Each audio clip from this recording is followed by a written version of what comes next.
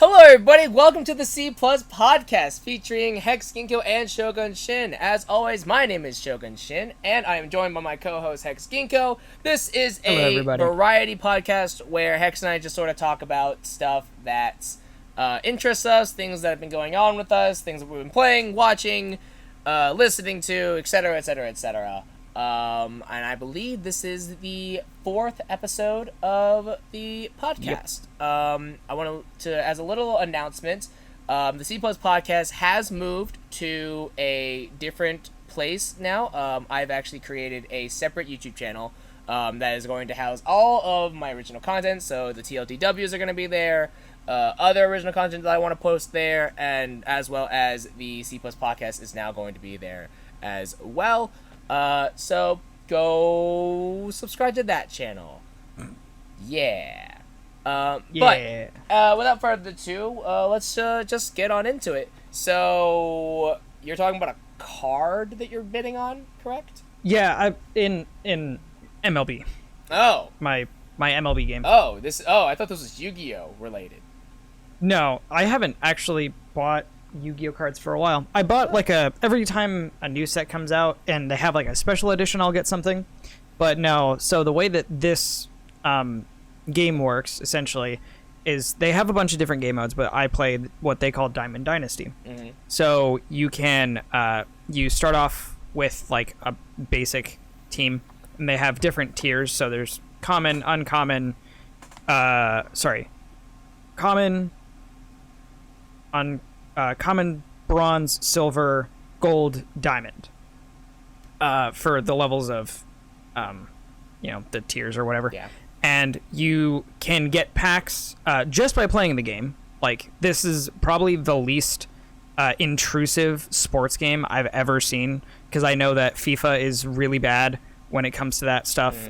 Madden is pretty bad, and especially NBA, or at least this year's NBA 2K. Yeah. I've only played a couple of them, and I've just heard across the board, everyone's like, this is just terrible, because you have to pay $5 to get your hair cut. Oof. In a create-a-player thing. In a game, that's a big thing for people, is creating your player and getting to play the sport that you want in, your game. And that's huge. That's so dumb. So essentially what I'm bidding on is a shortstop to try and add to my team. And it's pretty interesting. It's really, honestly, I think it's really cool way to do the game, so I have managed to accrue a pretty great team, but you can always add more stuff, and it's really easy to it's not easy necessarily, but it's you have a lot of opportunities to make the in-game currency. It's not just buying it, which is probably the biggest departure for a game like this, or for a sports game, or anything that has an in-game economy, Yeah. So it's pretty cool. So how does it? So you get to see. How exactly does it work? Is it? Because it obviously is auction based, but how long does the auction go? It's not necessarily auction based. It's really so there are you can put in buy orders, as opposed to you're waiting on a card. You're all bidding on a specific card. It's you will put in, I want to buy this card at this price, and you try to one up the guy ahead of you. So but you're essentially waiting for somebody else to sell you the card. You're bidding on something that isn't actually there yet. Oh, okay. So you're just saying hey, I want to buy this card at X price, and someone's oh, I'll sell it to you for that, basically. Yeah, exactly. Oh, yeah. So okay. Right now, so I'm trying to buy it for 60,000. Yeah, I'm trying to buy it for 60,000, and this guy just put in a bid above mine at 64,000. But I'm I'm not going to pay that, so I'm going to wait for his to sell, and then I will be the next top person. Interesting. Essentially. Yeah. So there's a way a smart way to kind of buy and sell stuff, so because cards definitely go up and down in value during different points of the year. It's usually this is the strangest that it has ever been. Like, granted, I have never really played the series before now. I played it a little bit before, but the year that I decided to go like all in and really get into this game is the one year that baseball is not a thing. So normally we would be having, more cards based on like current players doing current stuff. Yeah. But now it's all hypothetical. So the thing that I'm bidding on right now is what they call a Future Stars card. So it's a card of a real person, but he has inflated statistics because he hasn't played, and attributes because we have no idea. So they're assuming that he's going to do really good. That's interesting. I mean, and that's pretty like, cool. Yeah, it is. It's like, hey, like, get some recognition to this kid and buy this card and see how he does in the game, and then let's see how he does in real life. Yeah. But again, it's like they would normally do this anyway, but we have no way of even knowing if whatsoever. Like, if they had played this year and this guy's Future Stars card came out, it might not be this good. When is baseball? They just have to be like, huh? When is baseball season? It usually starts in March. Oh, okay. Yeah, and then so they delayed it. I think originally until May, and then they kept it delayed, and they're trying to.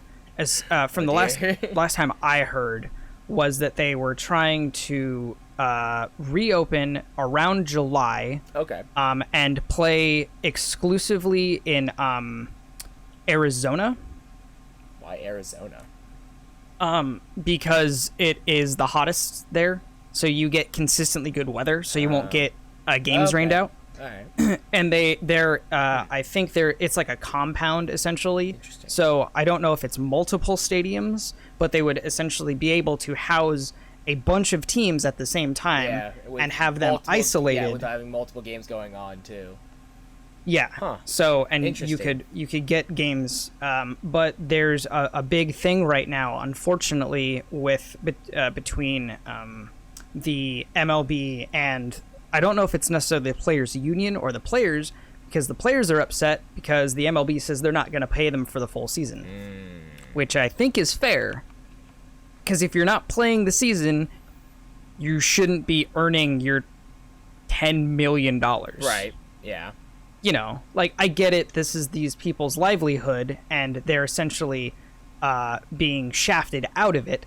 But you're making $10 million a year. There's one guy, he has the biggest contract in American sports history at $426 million. Oh wow! Over 10 years. Jesus. And he right now is currently the best baseball player alive. And he's not able to play. And as far as I know, he's not one of the people who's like, I want all my money, because, he's not a jackass. Right. So, yeah. Sports are in a weird spot right now. And of all things, baseball is probably the weirdest sport among them. I was never really into it when I actually played it. And now that I don't play it, I'm like, holy shit, baseball's super fucking cool. There was a dude who got there have actually been multiple people who have been traded for themselves. What does that mean? What? I don't know if you watch any form of sports, No. or team-based rather. No. But players will be traded to other teams. I know that. Okay. So, with baseball, I don't know if this works in other sports at all, but you can a team can be like, hey, we will trade you this player, or and you will give us a player to be named later. So time goes by, and the other team who was like, hey, this player to be named later, we want the guy that we traded you. Interesting. So it's they like got him back. Oh, weird. Yeah. So like there was. So it's like it's like an IOU, basically. Like, yeah. Exactly. Yeah. It's like, just, hey, I'll give you this. And then they just asked for the same person back. Yeah. It seems so shady, but like so hilarious. There was a player who was traded for $1. There was a player who was traded for baseball bats. There have been several players traded for like large amounts of baseballs. And there was one player who was traded for an announcer. It's the only time that's ever happened. That's so weird. It has actually happened several times that a player was traded for $1. It sounds so petty. Yeah, it's like it sounds so extremely petty. It sounds really interesting until you get to the point where you're like, hold on a second. Wait, you traded me for how much money? A fucking $1? Yeah, but look at all these baseballs that we got, though. You traded me for $1. God, that has to feel so bad. I know, right? Like, that has to just... That's gotta be, like, such a, like, big oof to your confidence of just, like... Right? Just being worth $1. Like, oh... Maybe you should just be better. Yeah, yeah. It's like, get good, kid. That reminds me of there's actually at my grandparents' house. I was cleaning out their air conditioning filters, and my mom found several boxes of old sport athlete like action figures and like collectibles and stuff like that. And that's not much of a thing anymore. Yeah, and it's like, it's weird though because it's like they're my uncles, and he didn't have them to be collected. He had them so that way in the hopes that in the future he could sell them for money. Yeah. Like that was the sole purpose of why he had them, and my mom's like, oh, we should try to sell these, see if maybe we can find people to sell them online on the internet. And I picked up a couple of them, and I was like, all right, I'll just do like a quick Google search to see like how much people are willing to buy some of this stuff. And like I think the highest amount that I got for one of them was like $20. Yeah, dude. Toys are super weird. Yeah. Like, as someone who casually collects toys, just saying that sounds weird. Yeah, like I buy specific toys for a specific reason. Like I like Marvel has a line called Marvel Legends, I think, and they're 6-inch figures, and I basically only get Spider-Man or Spider-Man related stuff. He's my favorite Marvel hero. Okay, like I have considered getting other characters, but it's like I'm not. I have a Spider-Man display. I have this, and then I do the same thing with Star Wars. I get very specific Star Wars characters. I don't get every one. I'm not gonna get Chewbacca, and I'm not saying I don't like Chewbacca. He's just not in my realm of stuff. Right. And currently, like, so The Mandalorian came out, right? Yeah. And it was a huge hit, and everybody loved it. Yeah. And I've told you the story about me trying to get one, and it's insane. So when he was first announced, pre-orders went crazy fast. And then I tried to buy one, and he was inflated on Amazon at pre-order for $10 more than he would normally be. So for $30. And I was like, screw it. I'm just going to pre-order this. And I looked at the estimated time would be in September of this year. And I was trying to buy it in February. And I got really lucky one day. I was like, nope, I'm not going to do that. I got really lucky one day in March that I got him for $20 and he got sent to me. And I was like, screw it. Now that toy is worth $90 on Amazon. Wow. It is insane.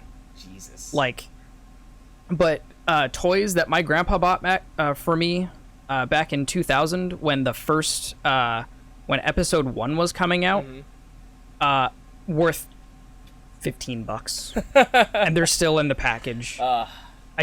I don't understand.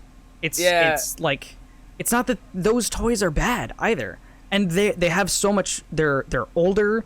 Like, granted, their quality is probably a little lesser, but it's like, shouldn't the value appreciate with these things? Yeah. I have no idea what causes that. I really don't. Toys are weird, man. Yeah, toys are super weird. Toys and like it's weird because the thing that like toys are odd, and then like trading cards are weird too. Trading cards are super weird. Like trading cards are so weird, and like it's odd that like because I mean like, you play Yu-Gi-Oh, I play Magic the Gathering. I mean, I play both. I mean, yeah. I don't consistently play Magic, but yeah, I have a very clear understanding of the way that market works, man. Yeah. Oh my god, because I've played Modern and Standard, and I've watched other people play, Legacy format, and just insanely expensive decks. Yeah, and like I think from what a lot of my friends they play Legacy, or a decent number of them play Legacy, which to is my understanding is like the most expensive way to play Magic the Gathering. Yeah. Like in the world, like it's just like triple Black Lotus. Yeah, you're just like you son of a bitch. It's just like I couldn't imagine what I would do with the amount of money that is spent on Legacy decks. OG dual lands. Yeah. So speaking of, is it just called Volcano? By the way, I can't remember if it is. Or is it Magma? I think you're correct. I'll look it up real quick, but I think it's.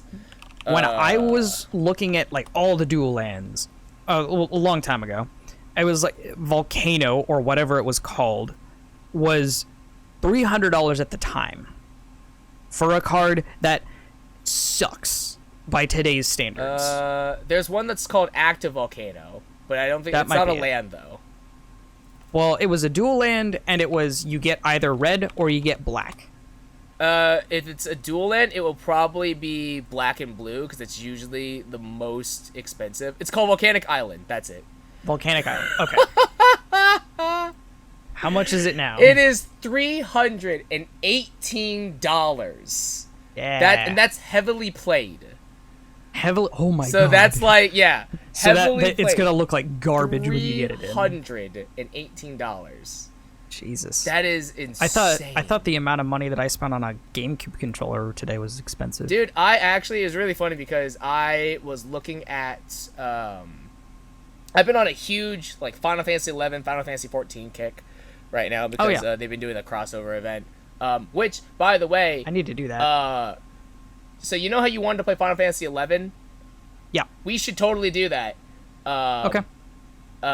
Because I have money. I'm in the mood now. I'm in the mood now. But it's gonna be a real struggle. Okay. It's gonna be a real struggle. But we should totally do that. But what was I saying? Final Fantasy 11. Fuck. I just lost my train of thought. Something about and the 14 crossover. You've been in a real kick on it lately. And we were talking about expensive things. Why were we talking? What did that have to do with me talking about 11? I don't know. Fuck. Yeah, I don't remember. All right, well, I'll go back to my original thought until that comes back. But there's Wizards actually I think it was like a couple months ago. They've been doing like this like limited edition series called Secret Lair. And they've been doing like a bunch of like really cool promotional like card drops and stuff like that. And I actually bought some of them because it was actually really funny because they did like they had a new set that came out, and the set was all based around like Greek mythology and like gods and stuff like that. Dude. And it's like the original set that when it came out, the original set was trash. It was super boring. It was not interesting. It didn't have didn't have like interesting cards in it. And then so they revisited with a little bit it's a little bit more interesting, and to commemorate that they reprinted some of the older cards from the previous set, but they're these really cool like star constellation artworks, and I was like, oh man, like, and you can buy them in like I think it was like 3 different sets that you could buy them in because it was like 12 gods, and so you could either buy all 12 of them, or you could they picked and choose of like there are 3 here, 3 here, 3 here, 3 here, so you could choose whichever ones you wanted. And I remember looking them up, and I was like, I think all 12 of them I think was like 100 something, maybe 200 something. That sounds like a really good price. No, yeah, it's pretty decent. And I was like, wait, hold on, how much are they originally? Because it's like, is like, I was like, is this a good deal or not? Because I'm like, yes, $200 isn't that bad, but I'm like, or what if I just bought all the cards by themselves, like in singles? Like, how much would that be? Which is usually a better deal. Yeah, it's usually a better deal. And it worked out though, because I calculated it out, and it's actually they equaled out essentially the same price. Like maybe it's like they were like a couple dollars different. Okay. And I was like, oh, okay, well that's worth it. But so they a couple months ago they released a secret lair drop, and it was a bunch of the old school dual lands that are like. And these are like, so like Active Volcano, Misty Rainforest, so like those the OG ones. Yeah, the OG ones that are worth hundreds and hundreds of dollars. And the whole set of it, I think it was like, oh, not the whole set. It was like 4 cards, I think. I'll try to look it up to see if I can find it. The whole set was, I think, 4 cards, so it wasn't even like all of them. And I think it, like, tilted out to, like, $600, I think. Holy shit. Yeah. I mean, that's still a good deal, though. It, in theory, was, but it was something... I mean, just because... I mean, and granted, the reprints, but it's, like, comparative to the originals, you're getting a lot for that much. Yeah, but, like... Whereas you would get maybe 2 of those for $600, and they wouldn't necessarily be in good condition. Yeah, but like there was something about it that was like super awkward, because it was like it in theory it was a really good idea, but in actual practicality it was a complete ripoff, and it was just like, why would you pay for this? Yeah. Secret lair dual lands. I'm trying to find it. Oh, here he is. It was called the Secret Lair Ultimate Edition. That's what it was. And it was coming out May 29th. And it was not part of the drop series, but it was like you could buy it at a local game store.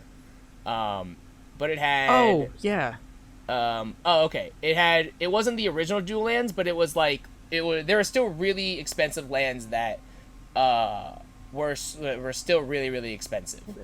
Because they were lands that like allowed you to pay 1 life, and then you could just find a basic land of either like a mountain or a plains or a swamp or a plains or stuff like that. And let me see. I'm trying to find the price, because I think buying the cards themselves. If I had to guess, I think the price was like, I want to say it was like $600. Oh, okay, here it is. It was $275 for all 5 of those cards. Buying the cards themselves, I think, totaled out to like $100, I think. So you were paying an extra like $170 for these alternate art cards. Yeah. That's insane. Yeah, like it was a complete like you looked and it was just like, this doesn't make sense. Like nothing about this makes sense to anyone's mind. Because the thing about the cards too was that like they weren't foil, so like they weren't like shiny or anything like that. Okay. And I think when you're buying premium cards like that, you kind of expect they weren't them full to be... art. They were just regular half art. And the only thing different about them was that it was just alternate art. So it was just different artwork, but it wasn't even full art. It wasn't foil. And so it's like, okay, so I'm just paying for different art. That's it. Like, huh? Seems like that. That seems like really it's like I was like, you could have at least been foiled, or like you could have at least added one other thing. You could have just done something else. But it was so weird, because it's just like, why? Did you just get me one of each? That's fucking cool. I appreciate that guy. My chat is trying to make me laugh while doing this. Good job. Yep. See, and one other reason I'm glad I'm not streaming right now. Yeah. I'm gonna be eating. Yeah. I'm also looking at another screen. Oi. So this has nothing to do with my previous Final Fantasy 11 thought. But I was trying to like vamp while you were gone. And like I said, I've been on this huge like Final Fantasy 14, Final Fantasy 11 kick. Because I'm like I didn't play a whole lot of Final Fantasy 11, but like the memories that I have of it were really great. And I loved it. And I'm just like, all right, I'm in the mood now. I want to play. I want to play Final Fantasy 11. And every time I'm about to re-download it onto Steam, I'm just like, I stop myself because I'm like, oh, I know what I have to do in Final Fantasy 11. And I'm like, oh, that's a lot of work. that's a lot of work that I'm gonna have to do for Final Fantasy 11. And I'm just like, oh boy. I don't remember my password. Good. I probably should have written it down. Dude, I'm surprised I found my old account, honestly. I'm a little disappointed that I didn't have all the stuff that apparently... Because, like, I do remember when I played Final Fantasy 11, I made a new character every, like, week or so. I don't know why. I was so indecisive about stuff. I did that with with an MMO myself. But, like, it was really upsetting because, like, my biggest memory of playing 11 was that I had, like, a level 30-some Black Mage. I actually, like, I had dedicated time. And then when I found my old account and I logged in, I was like... That's not the character that I remember having. This isn't what That's not right. Why is he level 1? That doesn't make any sense. I was like, oh shit. Past me was an idiot. Fuck. Yeah, I actually I went down this whole rabbit hole of Final Fantasy 11 stuff, just trying to like learn more about it and like look at like the expansions and like what you have to do and stuff like that. And I came across this other YouTuber who like solely dedicates to playing like Final Fantasy 11, which was really cool. Oof. And like I was watching it play and I was just like, boy, I was not smart enough to play this game as a middle schooler. Like there's no way. I was definitely not smart enough to play this game because I'm like watching him do stuff and like in my head like watching him do it, like it all makes sense to me now of like, oh, I get that like I have experience. Like I have experience. If I was in middle school playing this game, I was like, I'm glad I stopped playing. Like, there was a reason I stopped playing, because I was not smart enough. Because, like, the way that 11 works... the way that 11 works is that... Okay, so the way that 14 works, you know, as a melee, you have, like, positionals, you have a rotation for your job. Everything is kind of...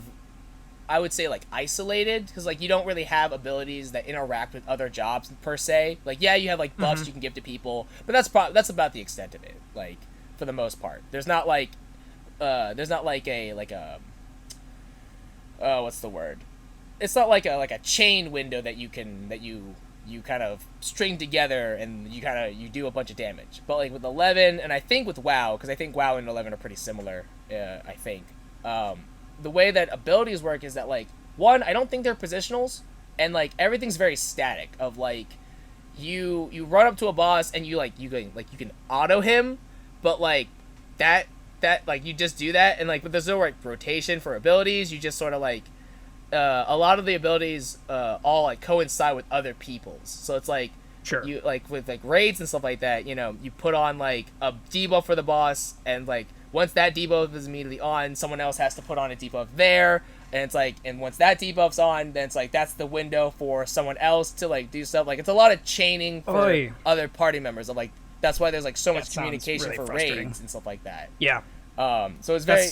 that was my, like, big, the biggest reason that I was like, I'm not gonna ever play WoW, because it sounded exactly like that to me. Like, it's a lot of communication. I mean, it kind of is. Yeah, like, it's a lot of communication. And then, like, there was the YouTube that I was watching. I'll shout him out. It's Hunted for Games. He was talking about like his experiences playing it because he's been playing, I guess, for like 15, 16 years. Damn. And a lot of the stuff that he said, I was like, oh yeah, I like hearing about it, like, oh yeah, I remember doing this. I 100% remember this. Of like, there was like the game was Final Fantasy is massive, by the way. Like, it is fucking huge. And he was, like, talking about, like, you know, when you got on 11, I remember you would get into the game, you would, like, shout in one of the major hub areas and be like, hey, who wants to get a party together and do this, or, like, go do this, or, like, go farm stuff here. And it's like, that's what you did for like, it took like probably 20-30 minutes to make the party, and it took you another like half an hour just to get to the place that you needed to go, because if you like didn't have a way to fast travel, like you literally had to just walk or like take different channels to get there. That does not sound fun. Yeah, and then that's just what you did for like several hours. You would, if you were farming like for a drop, like that's what you did for several hours and that was the plan. And like because death is so crazy in that game of like, if you die you lose 10% of your total experience. Oh my god. Which could be what? Millions? I don't think millions, but hundreds of thousands. Like, it was, again, it's a significant amount, because, and then like if you die enough times you level down, and you know, if you have gear that it's like, if you have to be level 30 to equip the gear and you're level 29 because you leveled down, then you're just naked because you can't. It's already annoying having to play freaking dungeons where, oh, I'm normally level 80, but oh, now I'm level 10. Yeah. 16, whatever. Yeah, but like, and that was like a thing. And it's like, and it was awkward too, because it's like that was a real problem of like, and I remember that like there were countless times where I remember the first time I died and it said level down, and I was like, the fuck does that mean? what does that mean? Right? Why did I level down? Yeah, and it's like, because it's such a huge time commitment. Like, if you died and you leveled down, it's like, you hope to God that you had party members that were nice enough to be like, don't worry, dude, we're gonna help you get back to where you were. Because like, if not, then it's like, it's gonna take me another hour and a half to get back to get my level back. So I'm just gonna leave and get off for the night. Like, I'm done. Oh my god. Like, it was rough. And like, that sounds so frustrating. Yeah, hearing those thoughts echoed back, I was like, yeah, I remember this. Like, I remember this. I 100%. I was like having flashbacks of like, oh god, please make it stop. And then like, he was talking. There was a video that I watched on his channel. He was talking about the summoner job quest, because the way that so you had like, I think there were like 6 or 8 standard jobs. So you could play as like warrior, red mage, black mage, white mage, and a couple other things. That was like, those are like your default jobs, similar to like your classes in Final Fantasy 14. Once you hit level 30, you were allowed to. There was a bunch of other jobs that were opened, but they all had like different requirements to unlock them. So like, a lot of the times it was like, hey, go talk to this dude, and congratulations, you are now a Dark Knight or a samurai or whatever. You know, it was very easy stuff. I shouldn't say Dark Knight, because that one's actually different. But like, you're a ninja, you're a samurai. Like, you just go talk to this dude. It's like, hey, I see what you're doing. I want to learn that. It's like, all right, cool, you're done. There are also some jobs though that like you would go start the quest, and then it'd be like, okay, you like, I think like for Blue Mage specifically, it was like you went to the area to start Blue Mage. You talked to a dude, and then he's like, all right, you're a Blue Mage now. I'm not gonna teach you anything. You have to go kill monsters to learn your spells. Which is what Blue Mage does, but it's like, oh, okay, I'm actually, like, you literally, your arsenal, like, with other jobs, you could, like, go pick up scrolls and you would learn the spell, but with Blue Mage, it's like, you actually had to, like, go and fight shit, and so, like, starting out, it's like, oh, I have nothing, I guess I'm gonna, I'm gonna go do this now, like, you hope to the god that you learn the ability, because they did it on you, and you didn't die. And then, with Summoner specifically, hearing about this, I was like, oh, I remember this because I did Summoner, because I wanted a pet. But with Summoner, it's different, because you don't talk to an NPC. You don't like go to the way it works is that you go to a specific area, and they have these leeches, this mob of like leeches, and you just kill them, and it's a 10% drop, and you get Carbuncle's Ruby, and that item itself is what starts the Summoner quest. So it's just a random rare item drop, and that's how you become a summoner. And it's just like, what? Okay, I guess. And, yeah, but why? Yeah, and that's how the quest starts. And then the quest to like actually become, like, the actual steps to the quest is it's the quest I think is called I Can Hear a Rainbow, and it's like you have to it's either like you have to like charge the ruby or you have to like have like a vision or something. It's something about colors, and like you basically have to witness all 7 types of elements, and by elements they mean, hey, there are 7 different types of weather conditions, go experience them all. And by experience they mean you have to actually log in and log out while that weather effect is happening. So it's like it was like they had like clear skies, hail, heat wave, gust, sandstorm, and 2 other ones I don't remember, because they all matched like the elements. And the problem with that is that they're weather effects, so it's random when they're gonna happen. And so you basically what you had to do was you would go to a major settlement and you would talk to the weatherman. And then you would ask them, hey, what's the weather like? And they're like, well, tomorrow it's going to be clear skies. And the next day it's going to be foggy. And then 2 days from there, it's going to be a heat wave. And it's like the problem with that, though, is that, one, the weathermen only give you a small part of the map of where that's going to be. So you had to talk to, like, multiple to figure out, like, where exactly these are going to take place. Also, the weathermen are sometimes wrong. Oh, so like they always are in my city. Yeah, gotcha. So like they're like, oh, tomorrow it's going to rain, but it's clear skies, and it's like, what the fuck is this? Also, I found out, I didn't know this at the time, but watching the video, it was like also some of the weather, specifically 2 of them, the fire and the ice part ones, they're seasonal based, because apparently Final Fantasy XI acts in real time and is seasonal based. Okay. So like if it's summer in your area on your server, then you're not gonna be in a blizzard at all, obviously, and vice versa.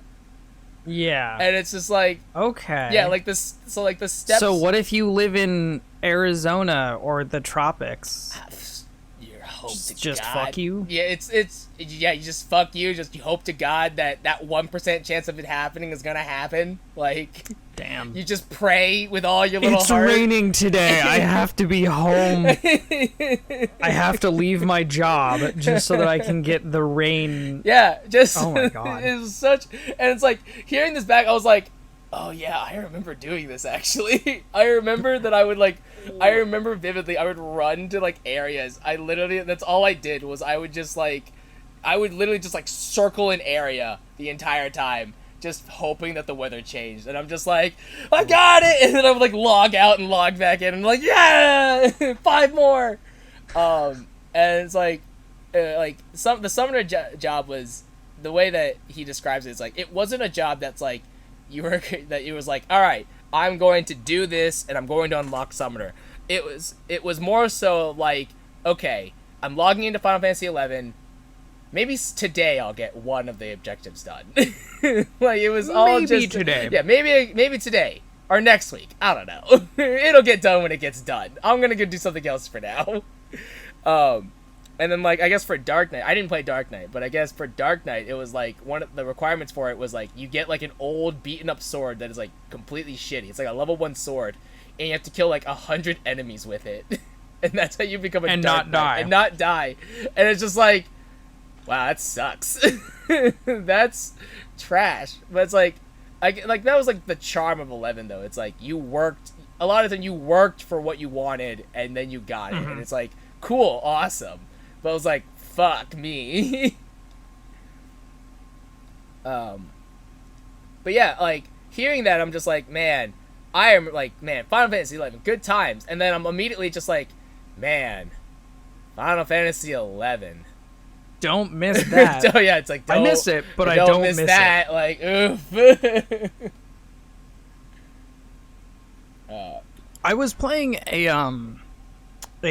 Star Wars mobile game for a while. Just it gave me something to do on my phone while I was on break, or I woke up in the morning earlier or something, or I was home and I didn't want to play a game on my PlayStation. Yeah. Whatever. And dude, if you didn't play that thing every day, you would fall so far behind in like what you're trying to do. So the game gives you characters based on what are essentially tokens. And the more you upgrade these characters, so like let's say a normal character is 25 tokens. So you grind out 25 tokens through playing specific missions, with a random chance to get them. And then you unlock the character. And to upgrade it, you have to do it again with like 5 more or 10 more tokens, right? Right. But certain ones, and especially ones that I was trying to go after specifically to create a team that all like buffed each other, because it's really good to get into the late game. It's not actually a good late game team, but it's to get you through into it. So you're not necessarily even playing to be able to play later. You're playing to get to play later. But so one of the characters that I was working on was you only get 5 chances a day to get one of their, or to get a token. So each time you play the mission, you have a chance to get it. You can only do that 5 times. Wow. And there were 3-day stretches where I wouldn't get one. Ooh. I was like, are you absolutely kidding me? This is nuts.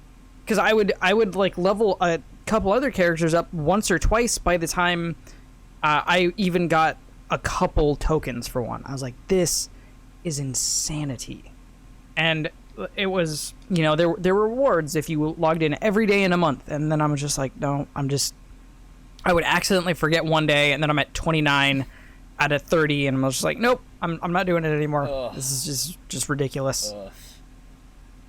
I can't really do mobile games much anymore, except if they're like solely not like I have this one called Footsies, and it's all about fighting game mechanics. And it's literally back, forward, and attack. That's the only buttons, and it's just to help you kind of what's it called again?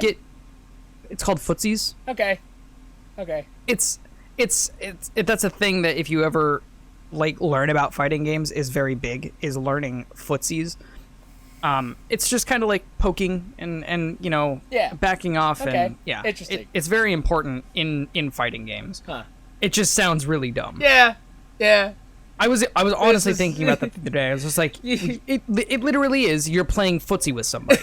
I was like, oh no, you, no, now you, okay. no, me, no, wait, no, hold on. Yeah, that's literally what it is. It's really stupid, but it's really important. Huh.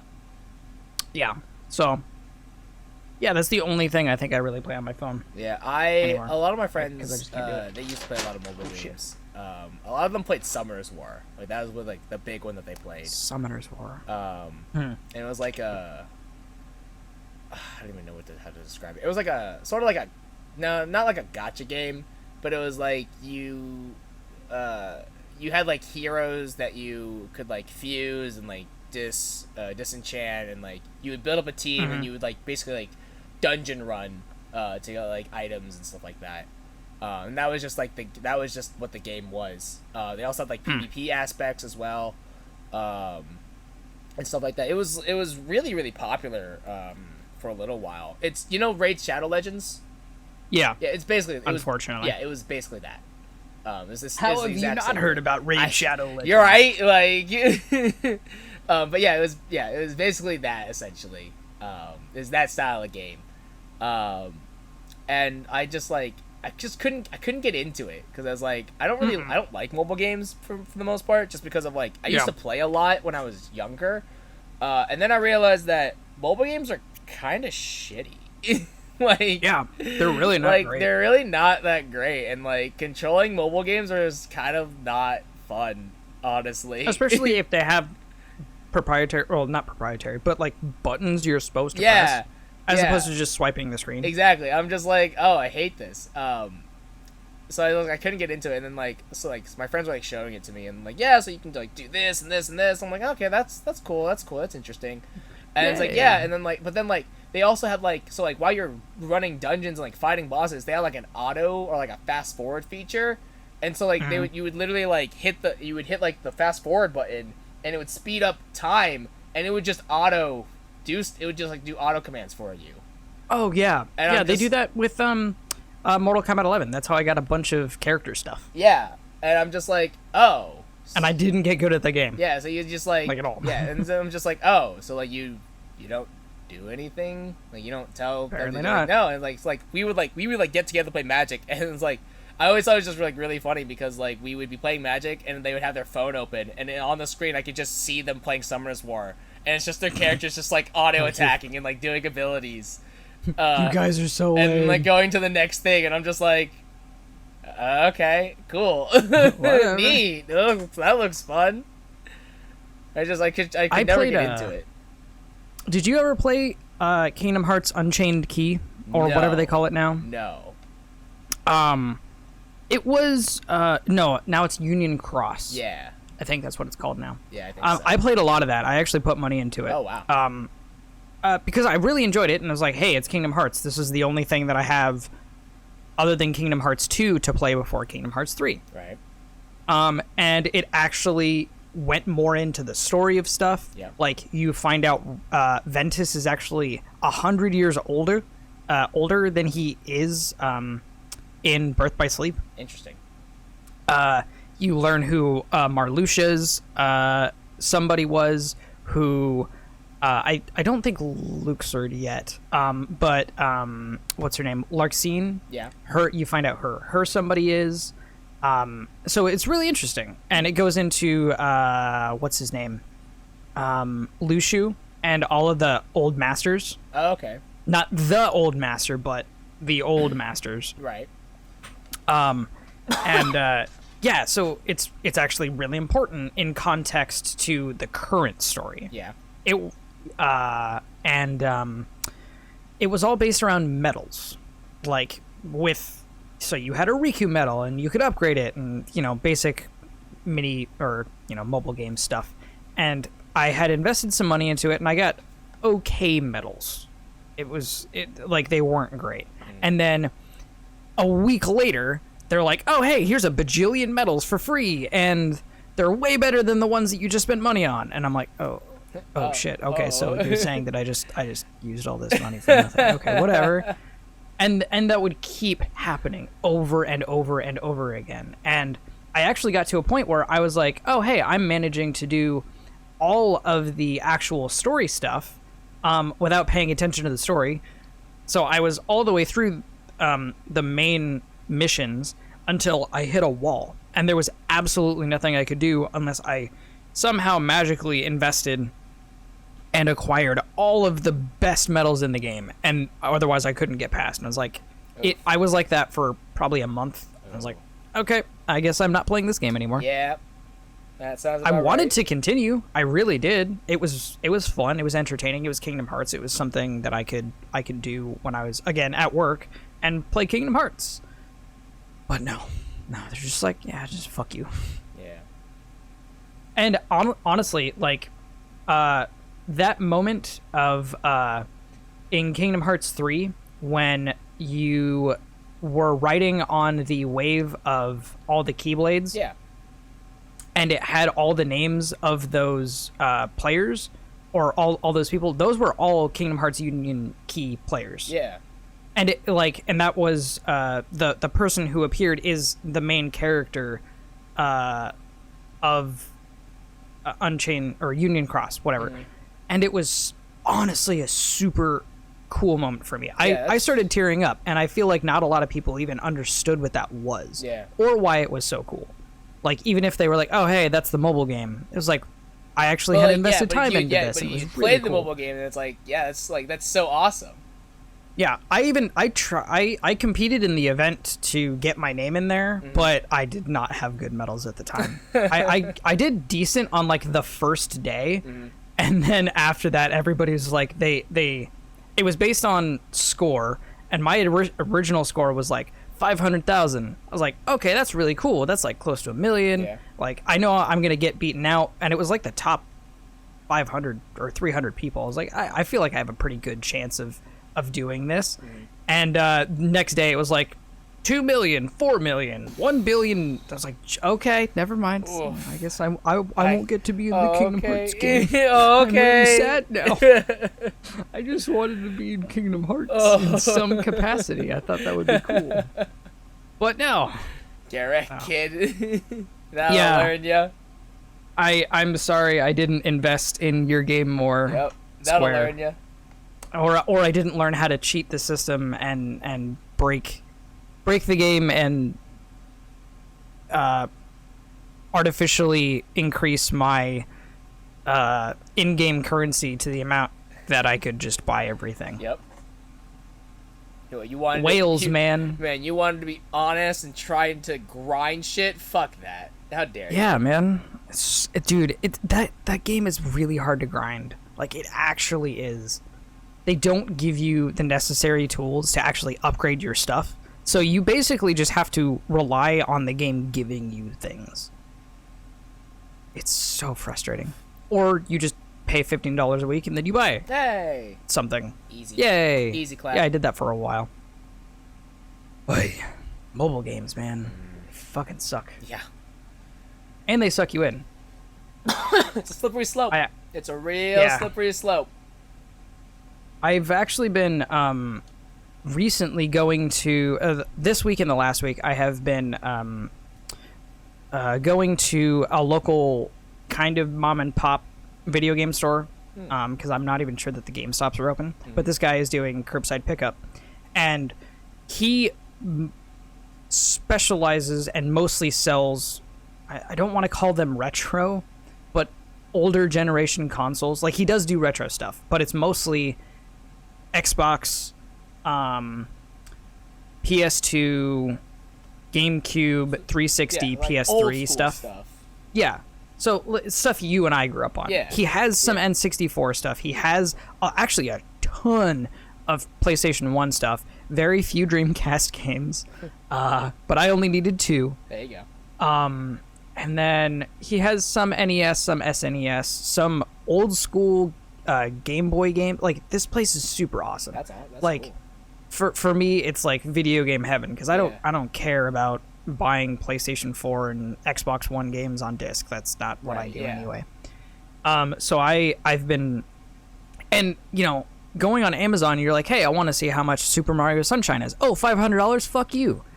Yeah. And then I go there, it's $38. Yeah, hell yeah. Yeah, that makes sense. And I'm supporting a dude who's local and has been trying to do this for like 10 years. Fuck yeah. I would much rather do that, Yeah. So yeah, I just stopped by there today and I picked up another Tony Hawk game, which only leaves me with one good one left. Yeah, which one's that? Tony Hawk's Project 8 on the 360. Which I only owned it on the PS2, and it was not very good when I played it. No. But I was also very bad at games. I remember playing Project 8. It was okay. I've heard that it is better on the 360. Yeah. I've heard it is better, but there's actually less content, and the Creative Skater options are more limited, which seems weird, but, frame rate is at a pretty consistent 60 FPS, which is saying a lot for yay, I finally got the fucking card. Okay. This whole time, by the way, doing that. I've been doing that this whole time. I forgot that you were doing that right now. I finally got it. Well, I mean, if you want Tony Hawk's Project 8, I have it, so. On the 360? Yeah. Oh, I was like, send it over this way. Thinking about it. I was like, you said it, and I was just like, I played that game. What did I play that game on? That game. I'm pretty sure I played it. I own that game. Like, I'm pretty sure I own that game. Thing that I have. Like, legitimately, yeah. And I was like literally looking through a drawer, and I'm like, I'm pretty sure it's in here. Yeah. Sweet. Yeah. Totally have it. I think I owe you a Fire Emblem game, because I said I was gonna send it to you. I just have to find it, so I'll send it to you. Yeah, sure. I'll send you Project 8. Sure. Yeah, Project 8 was hell okay. Yeah. My favorite Tony Hawk games that I played were I played Tony Hawk's Underground. Mm-hmm. I've been playing that recently. It's super fun. Oh, it's so good. I had never played it until really? last week. Oh, it's so good. I had never once played it. Underground. My favorite was always number 3, and then I had number 4. I played number 4 more, but I loved 3, and now Underground is hands down the best Tony Hawk game I've ever played. Yeah. In my entire life. I very rarely, like, I played the Pro Skaters a little bit, but I just, like, couldn't get into them because I'm just, like, I just couldn't They're not as free. It's well, you're like, in this location and you do these things and you're done. Yeah, like, I couldn't get into the like, going, like, I just couldn't wrap my brain around, like, going to a place and just skating. Like, I was like, oh, that's so boring. Like, but yeah, Tony Hawk Underground, I was like, oh, there's like an actual like narrative where it's like you're trying to like make your name for yourself. You're trying to be like an actual pro skater. I'm like, oh, that's so cool. And like, yeah, Underground is a great game. It's so awesome. It's actually really interesting because, fun fact, if you play through the campaign twice, you actually unlock an alternate ending to it, or it's like like an alternate cutscene basically. Like, how far are you into it right now? No. Not very. I just talked to Tony Hawk, I believe, in Tampa Bay, Florida. Oh, okay. Okay. So I was doing a competition there. Okay. I think that's the last thing that I did. Okay. All right, so you're like a quarter of the way through, I would say. Something like that. But yeah, Tony Hawk Underground is great. Underground 2 is okay. It's a decent enough sequel. It's like zany. I've heard like, it's not as good because it was like, hey, this is the Bam Margera game. Yeah. Screw you, Tony Hawk. Yeah, basically. So I was just looking at like a retrospective of all the best Tony Hawk games, right? Because I've been getting into these, and there is a PC like fan mod called Thug Pro that has it's exclusive to the PC. I believe you can like play with other people, and it uses the Underground 2 engine as the basis because it has the most fluid systems and the most tricks out of all the. And so I'm gonna try and give that a shot, and I'll let you know if it's any good. Okay. Yeah. Yeah. But yeah, Thug 2 is okay. Like, it's the Bam Margera game. Like, it's fun in a way. I really liked American. Yeah, in a way. Like, I really liked American Wasteland. American Wasteland was, I think, pretty fun. I just bought that today. It didn't have the same. I would say that it didn't have the same charm that Thug did, but it was definitely like fresh. Like, it felt good. I was like, oh, like this is really really fun, and it was like really like it was like fresh and new. Like, okay, I like this. But yeah, like Tony Hawk's Underground was like that was like my jam. When I was younger, 100%. I played it on GameCube, and I'm like, hells yeah. I'm trying to think of other games that I played on GameCube. Did you ever play? Have you ever played Custom Robo? Custom Robo? Yeah. No. Oh, it's so good. It's like, God, I don't even know how to describe it. It has like a whole story mode. It's like this really shitty. I don't even know. It's like a shitty version of Gundam, I guess. Like, if I had to describe it, but it was like it was such a like a weird anime game where it's like you're this guy. I don't even remember the story honestly, but it's like basically the basis of the game was like you could build your own little robot, and then you would square off either 1v1 or free like 4-player free for all, or like 2v2 and stuff like that, and you would basically just have these robots go head to head, and you could customize like the armor, the guns, like the rocket boosters. They all had like different effects and stuff like that, and like all the weapons did different things. I think one of my favorite ones was like it was like a blaster that shot like, if I remember correctly, it shot like 4 rounds, and they would all stay in the air, and then they would immediately start homing in on the target. It was super cool. Like there was another one that was like it was like a dragon's head, but like it was like a straight shot dragon's head, and it just like went through walls to like attack somebody. This is interesting. Yeah, it was a really really cool game. And I remember that like it was also a game that was like if you did New Game Plus, you actually like you did like it like sort of like shifted the story just a little bit, because like I remember correctly, there's like a watch that your like dead dad gave you, and oh my God. it obviously because anime, it turns out like that's like the key to like saving the world. And it's just really funny because like there's a point where apparently there's an Easter egg where it's like you're talking to like one of your coworkers' friends, and they're like, "Oh man, that's a really cool watch," and it's like, "Yeah, thanks, my dad gave it to me." And like, and they He's joke. dead now. Yeah, they joke around. I'm like, it's like, you know, like don't let like so and so coerce you into giving it to her because she collects watches. And it's like you can actually say like there's actually an option of like give the watch to her or don't give it to her. And if you try to give it the watch to her, she'll keep like denying you. But you have to like select the option like 5 times, and then eventually she just takes it because you're annoying her now. And she's like, "Fine, I'll take it as long as you just stop asking me." And then you screw it, leave me alone. You fast forward to like the end of the game where it's like, oh, hey, so and so, use your watch that you have, and like, oh shit, you don't have it right now, do you? Because you gave it away. So you have to literally walk all the way back from like the last dungeon area. You have to walk all the way back to the girl's house to get it, and then walk back to use it. And it's just like, hey, wow. You know that thing that I gave you? I probably shouldn't have done that. Like, it's so fucking stupid. But I'm like, I love this so much. But yeah, that was also a game that I was like, this is really fun. It's so dumb, but it's so great at the same time. I've been trying to play some older games. Oh yeah, the other one I got was Ultimate Ninja 4 on the PS2. There's only 2 more Ultimate Ninja games on the PS2 that I don't have, and that was before Ultimate Ninja Storm came out. And the only one that I actually care about getting is Ultimate Ninja 3. I used to have it, I sold it, and I was going to get it from this one place, and then somebody else bought it, and it was like, crap. I haven't been able to find it since, and on Amazon it's pretty expensive. Rip. Speaking of really expensive things on Amazon, so my Steam controller, I use it to play Final Fantasy 14. I noticed that it's starting to wear a little bit, like the face buttons are starting to like kind of stick a little bit. Sure.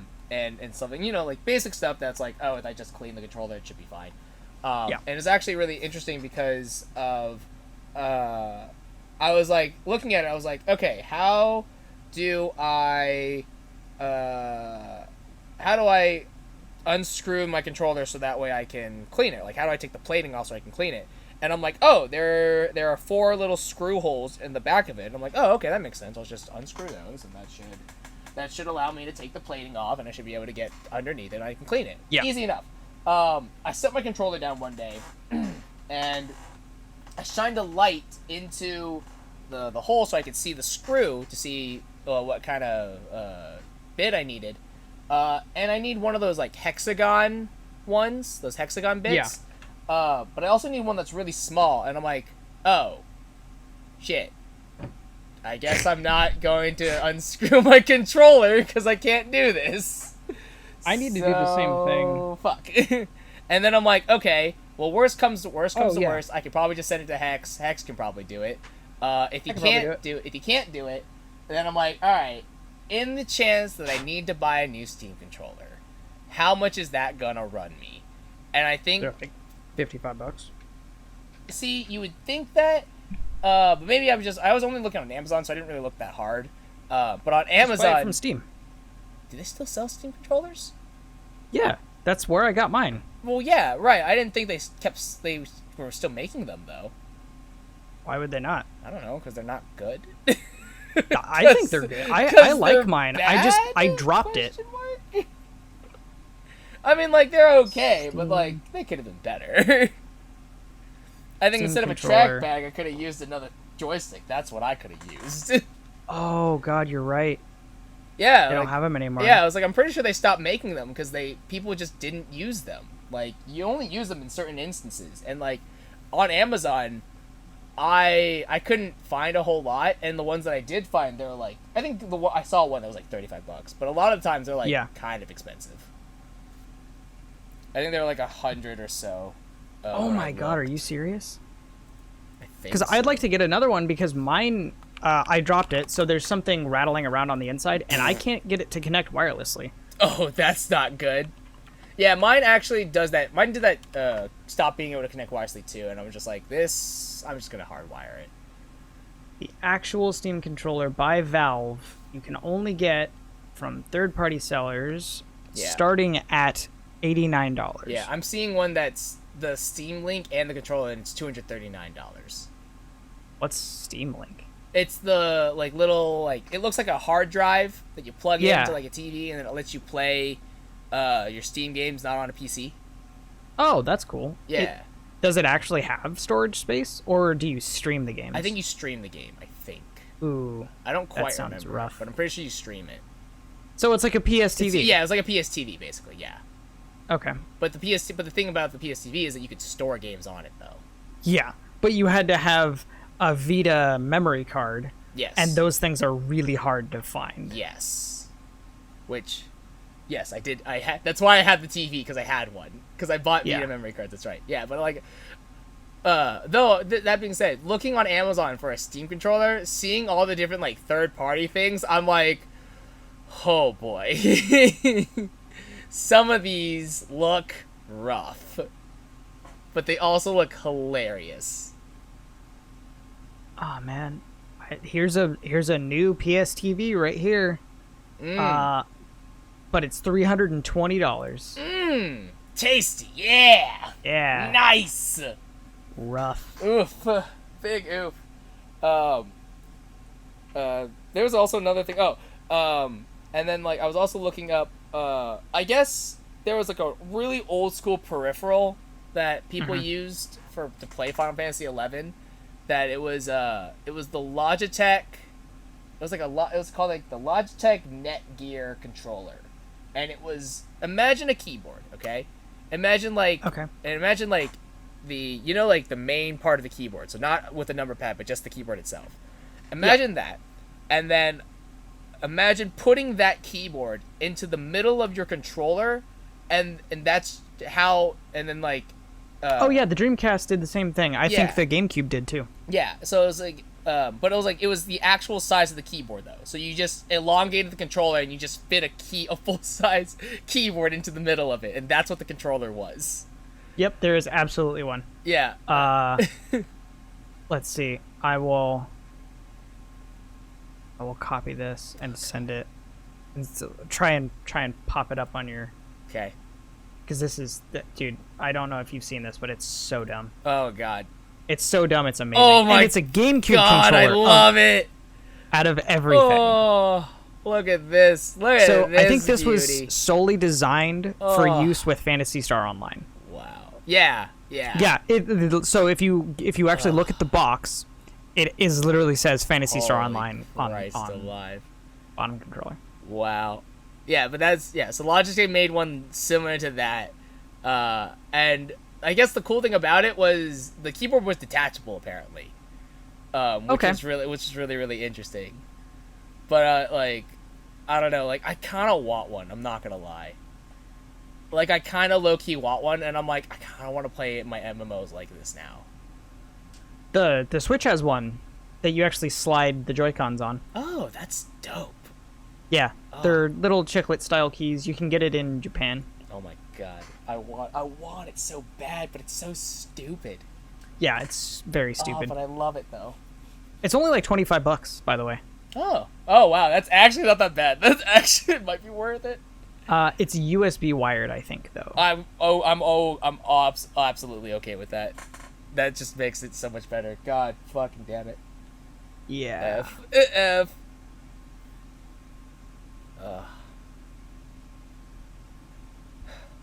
Huh. I don't know why. I think they even made one PS2 keyboard. I think they made one for PS2 as well. I'm pretty sure that's the one that I had looked up. It was they made it for PS2.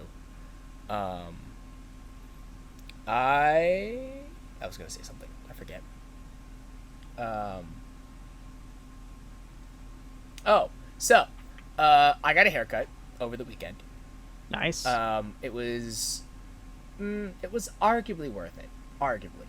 Because the thing is that my hair was getting really long, and so I was like, I can either cut it myself or I can go get a haircut. And I was too lazy to cut it myself because I also didn't want to. The primary thing of why I didn't want to cut my hair was, one, I'd never done it before, and then two, I didn't want to have to clean up all the hair. Because I knew that like if I cut my hair, I'll have to clean it all up, and I'm like, that sounds awful, and I definitely don't want to do that. And so I went to go get a haircut, and I was like, I told my mom about it, and she's like, she's the kind of person that like kind of worries about stuff like to a unhealthy level sometimes. Sure. And because of the whole pandemic and all the stay-at-home stuff, she's like, all right, well, if you're gonna go get a haircut, you should make sure that you go like first thing in the morning, like right when they open, before anybody, like, before anyone else goes. You should go do that. And I'm like, that makes sense. Yeah, sure, totally. So I looked up what time the place I would go to get my haircut opens up, and they open at 10 on Sundays and 9 on Saturday. And I'm like, well, because I'm lazy, I'm going to choose the time that when they open up the latest, that way I can sleep in a little bit, and then I can just wake up, get dressed, and go get a haircut. Also, because I raid on Saturdays, I'm like, oh, well, I don't really have time to go stay up and get a haircut, so I'll just, or like wake up early to get a haircut and like go do this, so I'll just do that. Turns out that my raid got pushed back to the evening, and I'm like, oh, well, I guess I could go get a haircut on Saturday. I guess I'll go do that then. And then I was like, oh, they open at 9. I have two choices. I can either go to bed and then wake up and go get a haircut, or, which, or a better idea is I could stay up all night until they open, and then I'll just go get a haircut, and then when I come back home, I can go to bed.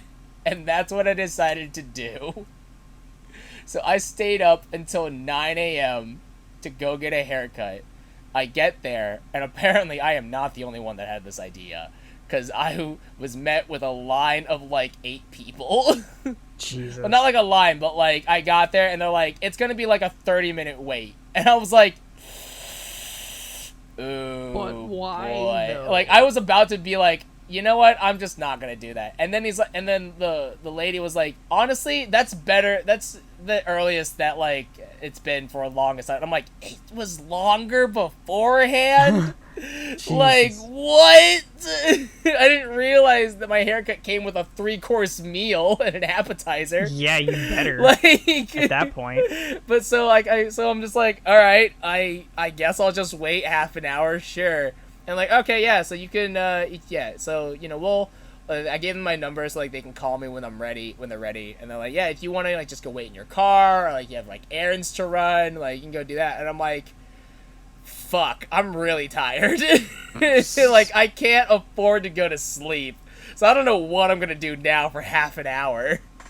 So I'm, like, sitting in my car, just, like, trying to stay awake, and finally, they call me, and they're like, hey, so we're almost ready for you. The stylist is just sort of cleaning up their area now, and you'll be up next. I'm like, okay, cool. So I get out of my car and I walk to the salon, and it's like another like probably they're like, yeah, so we're just about ready for you. Like, if you want to just wait outside real quick, we'll come get you when it's time. I'm like, all right, cool. And like, yeah, it should be like 5 minutes. Don't worry about it. I'm like, all right, cool. So I wait outside. And I'm waiting outside for like 15 minutes. And I'm just like, the lady said it was 5 minutes. That was 10 minutes ago.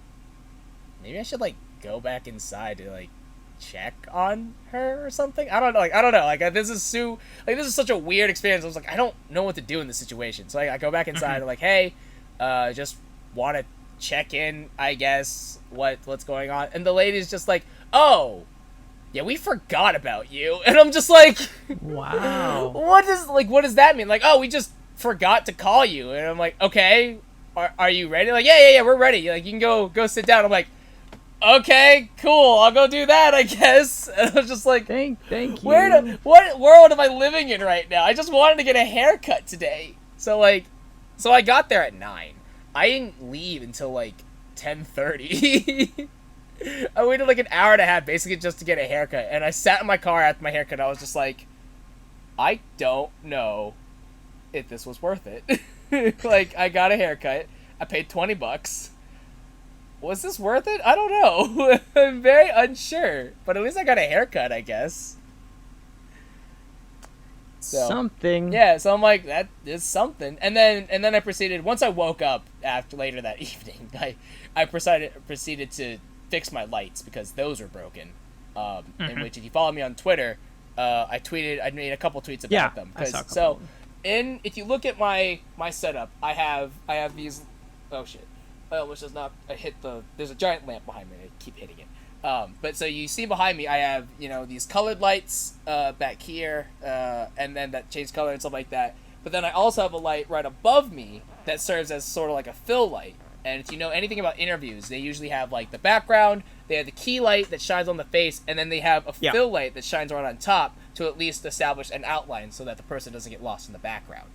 That new big one is new.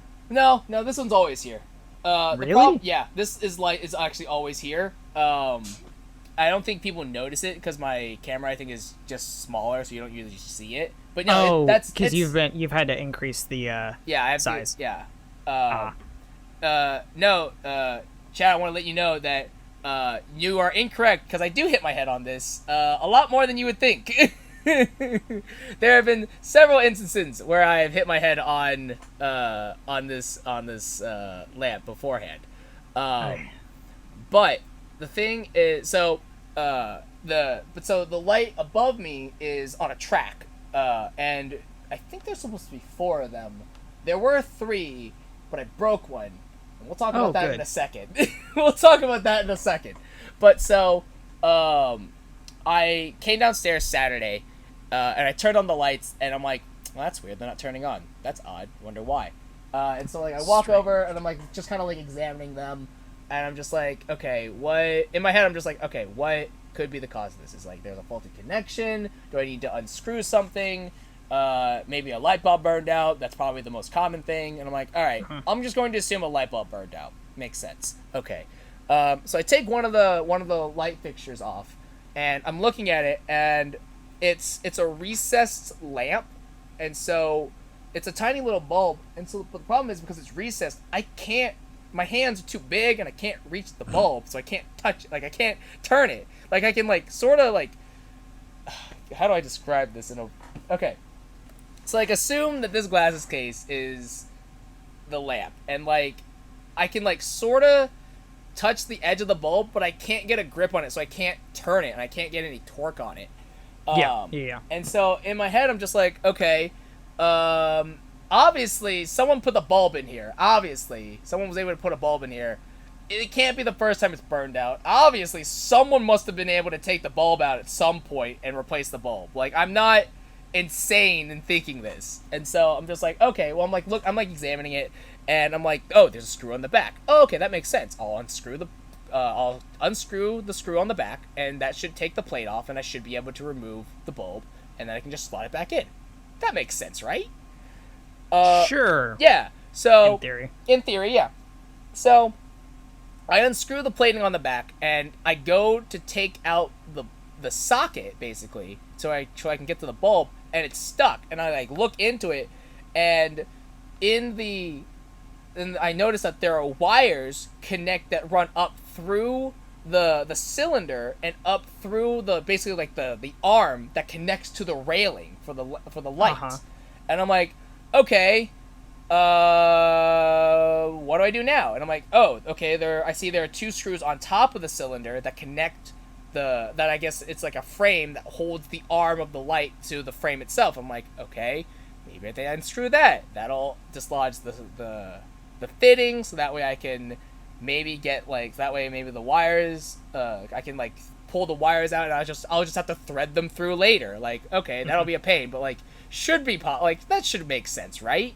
So I do that, I go through, still doesn't work, because I find out that the wires thread not only through the arm, but all the way up to the base where it connects into the track itself. And I'm like, okay, well, this is starting to get very out of hand now. And I don't, like, I'm nearing the territory of, like, if I unscrew anything else, I'm definitely going to break something. It's going to come to a point where I'm not going to be able to fix it again. But I'm like, fuck it, let's just examine to see what happens. So I unscrew, like, the base at the top of the arm, and several things fall out, including a small lug nut and 2 copper pieces. that I don't know what they are. I don't know what they do. What's this? Fucking exactly. They fall out, and I go, I don't know what those are. I think I've broken something. Like, I'm pretty sure I broke something. Oh, but we're gonna keep going, because we've gone too far now. We've gone too far. We can only keep going forward and at least learn something. And so I keep unscrewing stuff, and I keep, like, taking little bits and pieces apart. I'm just, like, looking at them, trying to examine where the wires are and how they're all connected. And it turns out that the wires are soldered into the top of the arm. So even if I unscrewed everything, there's no way for me to actually pull the wires out because they're all just soldered together. And I'm like, so the socket's just permanently in the cylinder is what I'm learning here. Well, shit, that doesn't help me at all. So not only have I possibly broken my light, I also still don't know how to change the light bulb. Like, I'm still fucked either way, and I'm extra fucked now. And so I'm just like, okay, what can I do here? So I go to Lowe's the next day, and I'm just like, all right, maybe I can, because I know that there are attachments that you can, like, fit, that, like, slide over a light bulb, and then, like, they'll latch onto it, and then you can turn it and stuff like that. So I'm like, okay, maybe I can find something like that. Worst comes to worst, maybe I'll just find, like, a tiny little suction cup, and I'll just use that, because I just need something to grip the bulb so I can get some torque on it so I can take it out. I find a couple things, but I'm like, I think they're a little too big, and, like, the empty space around the light bulb in the cylinder is not a whole lot of space. So I'm like, I'm looking at the stuff, and I'm like, I don't think it's gonna fit, unfortunately, and I can't find. Apparently, people don't use suction cups anymore, from what I'm understanding, or these hardware stores just don't have them anymore. It's not a big thing. It's not a big thing. There was a point though where I went to the bathroom section and they have like suction cups where you like put like toothbrush holders and like little caddies and stuff like that. There was a small point where I was just like, I might just steal a suction cup from one of these things. Oh, like, legitimately, I might. Like, I just saw it. Like, legitimately, this is mine now. I was 100% about to. Like, I saw one, and I was like, that is, like, the perfect size. I could totally use that. And, like, I tried to take it. I briefly, like, tried to, like, see, like, how to remove it. But it was, like, wedged in because it was supposed to be, like, sliding, like, adjustable. Yeah. And I'm just like, fuck, I can't take, like, there's no way I can break this off unless, like, I rip it off. And I'm like, shit. I'm like, fine, I won't do that. So I go home empty-handed, and I'm sitting in my kitchen table, and I'm still looking at this light, and I'm just like, okay, hold on. Maybe I'm looking at this the wrong way.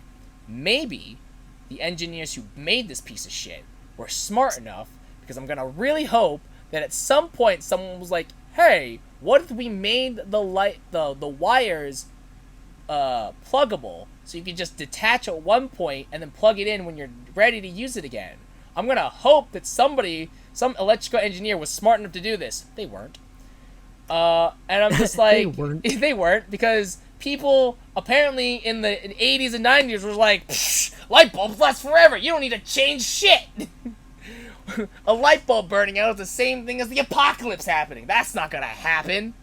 Never in a bajillion years, apparently. And I'm just like, I'm just like silently, like, I'm going through my house trying to find like a substitute, just trying, like, literally just like cursing the people who made this house. I'm just like, I fucking hate, like, why would you not think of being able to change the light bulb? I'm like, it couldn't have been the first time it's burned out. Somebody must have had to change the light bulb beforehand. Why don't we have anything that does this? Like, there's obviously someone needed to do something, and I'm like, come on. And then I'm like, I'm out of ideas at this point, and I'm just like, all right, the internet's my best friend here. Let's go to the internet, and I'm just like, how to change a light bulb for track lighting. And literally I saw a YouTube video, and they're like, hey, these are, like, these are track lights in my kitchen. I can usually, like, pull them out, because they're like instead of the socket ones, they're like the little plug, the prong ones. And they're like, I can usually just, like, take them out and pull them out. Or I use a piece of duct tape, and I stick it onto the lens, and I twist, and I'm like, fucking shit. I wonder if that'll work. Like, it's a different light bulb, but I'm like, I wonder if that'll work. So I literally, like, I scrounge around my house, and I go find a roll of duct tape, and I'm just like, all right, let's, like, okay, so, like, what I'll do is I'll take a strip of duct tape, and I'll tape up the middle section so that way I have like a little handle, and then the two end flaps I'll stick onto the light bulb, and I'll press that on, and then I should be able to. It should give me a just like a little dial to turn. I should be able to turn the light bulb out, and I should be able to get it out. And then, sure enough, I did that. I went to like turn it immediately. It came undone, and I pulled the light bulb out, and I'm like, well, shit! I think I just broke my light fixture too. Then from trying to unscrew everything originally when I did that yesterday, I was like, fuck! I think I broke a light now. Like I got the light bulb out, but at what cost? I was like, great fuck, job. fuck. And then what? So rewind though, because when I was unscrewing everything, and I was like, I think I broke something. It got worse too because I was actually able to get the light bulb out, sort of.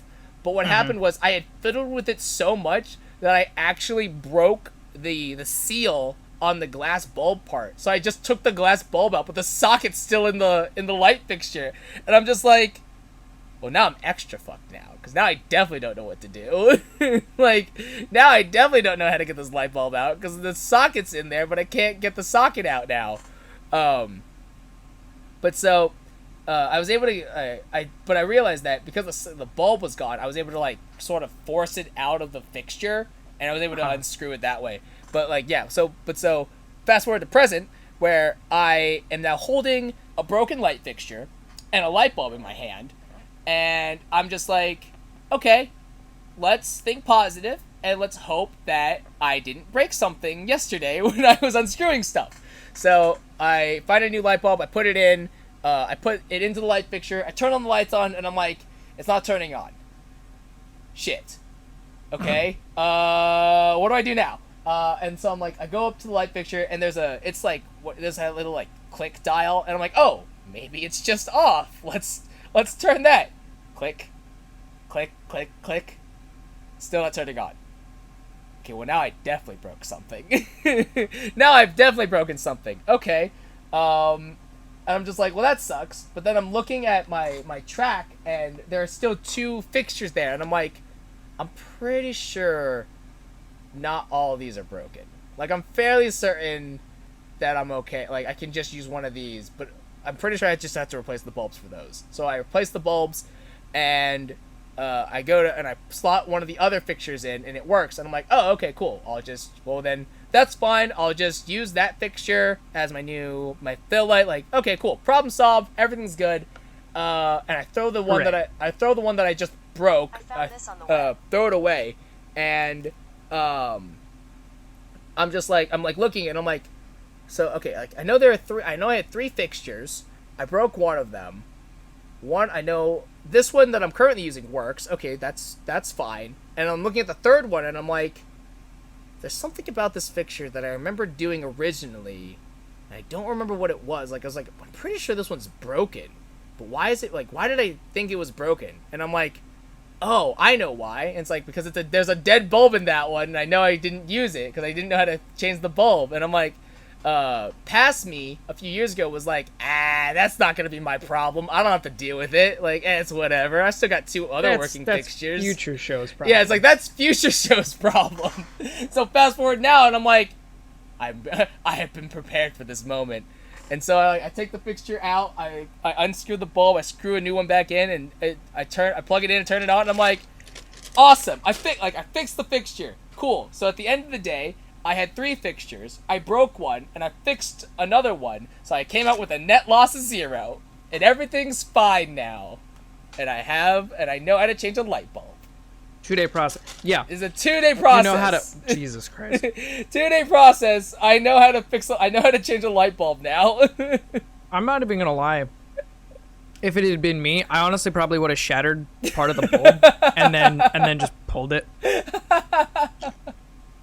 Honestly, I did think about that. I was like, I could just take anything just sharp, and I could have just stabbed the bulb to break it, so that way I could slot it out again. Like, I 100% thought about breaking the bulb. You would have definitely 100% had to make sure that everything was turned off, and then you could have just shattered it, and then taken some pliers and just twisted it out. That 100%. I thought I was gonna do it. I have to do it, but I was like, the duct tape trick. I was like, I was upset that I didn't think of it beforehand, but I felt like I felt so relieved that I was able to fix it. I was able to be like, oh, this is how I do it.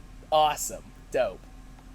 But I was really upset that I was like, I feel like such a fucking moron that I didn't know how to change a stupid light bulb, and that I accidentally broke one of the fixture too because I didn't know how to do it. Jesus. And I'm just like, cool. Proud of you. Great. Yeah. Yep. So that was my weekend. That's what I did. I'm gonna have to do something like that myself. I mean, it really depends on how much longer I stay here, which I don't think is gonna be much longer. We're gonna be moving soon, and I was considering keeping the room here and then also having the one out there. And I'm just like, I've talked to people about it, and they're like, you could do that if you want no money. And I'm like, yeah. But I want my internet here, and moving elsewhere will make it so that my internet will not be nearly as good as it is here. But if I am forced to stay here for whatever reason, like we can't get that other house, as long as I've lived in this room, I have a light fixture over here and a light fixture up here, right above my bed, and the one above my bed has never worked. And it had so there are fluorescent tube lights as opposed to overhead light bulbs or whatever, like most rooms would have. Because this was the room that I'm in was technically a salon. Oh, okay. It was used as a salon anyway. Yeah. And because literally in our garage, essentially what is our storage and where I have my other game area, there's actually an exit sign that's hanging above the door. Nice. That for the longest time I never realized, and I was like, why is that there? Oh, right, the room I live in. That was they used it as a salon. Okay, cool. Big brain. Nice. Big brain time. So I have two light switches, and neither of them, so one of them, nothing happened when I would turn it off. Every once in a while it would flicker. And we tried to replace the bulbs, or the tube lights. Nothing happened. So I think it's an actual wiring issue. And I'm not an electrician, and I don't want to pay an electrician. And my landlords will not pay for an electrician to come out here, or else they will try to do it themselves. And I do not want them in my room. Good. So I am just kind of screwed on that one. Yep. Because if these bulbs ever go out, I can replace those. Probably. I really don't want that to happen. Every once in a while they'll kind of flicker, and I get a little bit more freaked out. Because we've been here for almost 3 years. We've been in this room for almost about 2 years, right? I think about 2 years. And we have not once changed those light bulbs. Good. Yeah. Nice. So they're doing a great job. Yeah. They're holding up. They're troopers. They're real troopers. Yeah, I was actually I'm not sure how long tube lights last. Speaking of lighting and stuff like that, it's actually really interesting because of so my sister was home because of quarantine and stuff like that, and she just went back home a couple of days ago. Yeah. But before that, we were actually talking about my stream and my setup and stuff like that. Okay. Oh shit, this is gonna be awkward. My sister just came into my chat. She's like, "What up?" She just came to my chat. I'm like, shit? I don't think I'm gonna talk about this now. I don't think I'm gonna talk about this story now. It was it's nothing bad. It's actually nothing bad, but it was actually really interesting because we were talking about my setup and stuff like that, and she was saying that she argues that because my background it's so big and there's just so much space behind me now that she argued that I get lost in it now and that and stuff like that. And so she asked me, she's like, do you want me to build, have you ever thought about getting a backdrop or a background and stuff like that? And I'm like, yeah, I've thought about it, I've considered it, but I like the setup that I have now. I'm like, I don't mind it all that much, and aside from her, no one has really brought up any sort of concern. And so then fast forward a couple of days later, Nicole's like, hey, so mom went to Lowe's and she bought you some PVC pipe. And I'm just like, why? And she's like, so we can build you a backdrop. And I'm like, what? And he's like, yeah, you said you wanted one, right? And I go, no, I don't remember having this conversation at all. And she's like, oh, well, we have it. And I'm like, all right, well, we got the PVC pipe. Might as well build it, I guess. Fuck it. And so we assemble all the PVC pipe together, and it's a decent enough like framework. Like all I'd have to do then is, like if I wanted to put like, I could put like artwork back there. I could like drape it over. So like while we were building it though too, we were like putting everything together, and then we realized that the joints, the connecting joints that my mom had bought, they were what were they? They were four. I think they were like 4-pronged. So it was like basically imagine like like a jack, like like when people play jack. It was basically like it was a cross basically, and it was just really funny because like we were putting them together and we're just like we were like putting them and we're like, where are the feet? Like how is this thing supposed to stand up? And my mom's like, you're supposed to use those joints. And we're like, the cross ones? She's like, yeah. And we're like, okay. So we put the cross ones in and we try to stand it up, and because it's a cross, it just sort of like props itself up because of the cross part. And my mom just goes, oh, I see the problem now. I'm like, yeah, you see the problem now. This is a bit of an issue, isn't it? So she buys new ones, and we assemble it, and like again, it's a decent framework. It's nice enough. And it would serve a well enough purpose. And I'm just like, in my head, I'm just like, okay, I could use this. I could use this as like a green screen. Like I could do that. And I'm like, oh, and my sister's like, or what if you like what if you put like your artwork back up behind it? And I'm like, oh yeah, I could do that. That's a good idea. But we need to fill the space in because it's just a frame. Yeah. And so I need something in the center of it, so to fill that space, so that way I can actually put something on there. And it was just like, again, it was just like really awkward because I'm just like, oh, well then we'll probably need to buy like plywood or like poster board, or just something rigid, so I can just like that you can actually like I can just like slot it into the center of it. And so in my head, I'm just like, okay, it would make sense if they just made it a green screen too. The problem also though with the frame is that like we could go, so like with a green screen we just Nicole is angrily yelling at me in my chat right now. She is all caps, right, just yelling at me. Good. But so she's saying like that like go to Dollar Tree, buy 2 green tablecloths, like easy. I'm like, okay, yeah, like that could work. That could work really well. Maybe I can do that. Maybe I can do something like that. The problem with another problem with the frame is that the frame is, I think we measured it out, it's like 5 foot like 6, 5'7" or something like that. It's basically the same height as me, but lengthwise. And the distance that I have, that at least the amount of space that you see on my camera, I want to say is like probably a yard at most likely. It's like 3 feet. Not much. Yeah. But so the backdrop is like easily 5 foot, like easily.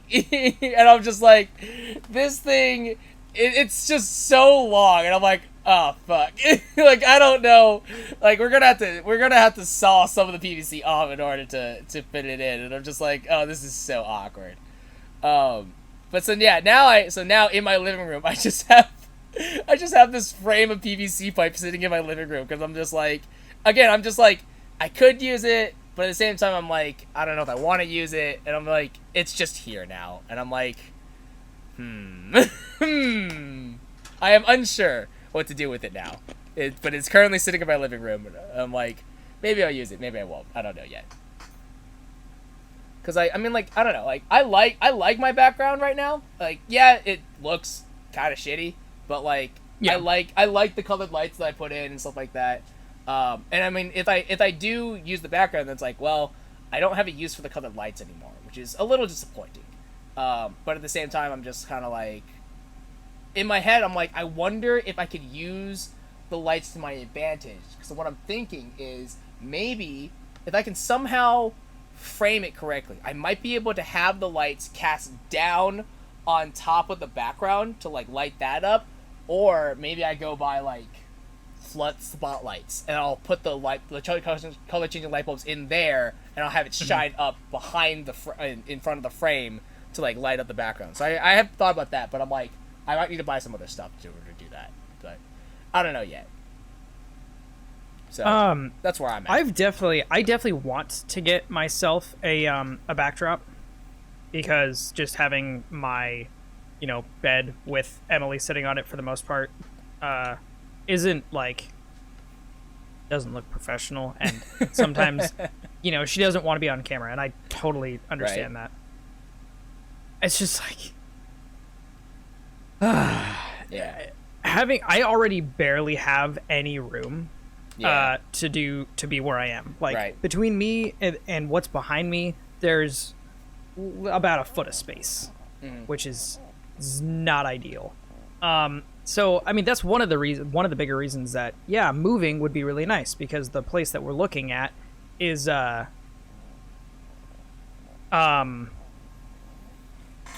4-bedroom. So it would definitely give us both a lot more space.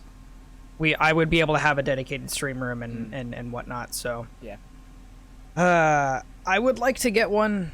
I also don't like being that claustrophobic necessarily. It'd be nice to just have a wall behind me and that I could put stuff on.